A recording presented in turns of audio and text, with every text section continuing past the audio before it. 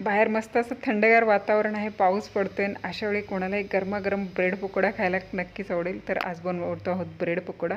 बनवायला एकदम सोपा आहे. बनवताना काही टिप्स सांगितलेले आहेत, त्यामुळे ब्रेड वडा एकदम कमीत कमी तेलकट होईल आणि सोडा वापरायची देखील गरज लागणार नाही.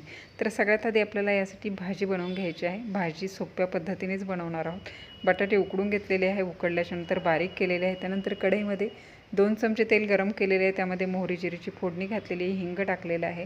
त्यानंतर लसूण, हिरवी मिरची आणि आल्याचं ठेचा करून घातलेला आहे. त्यानंतर बटाटे टाकलेले आहे, मीठ टाकलेलं आहे, सगळं मिक्स करून घेतलेलं आहे आणि सगळ्यात शेवटी कोथिंबीर टाकलेली, भाजी तयार.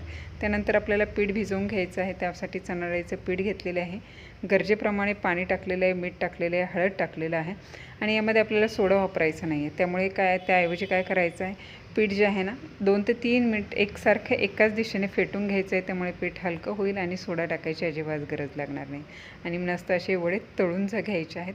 याचं डिटेल रेसिपी किटिकीच्या मराठी रेसिपीजवर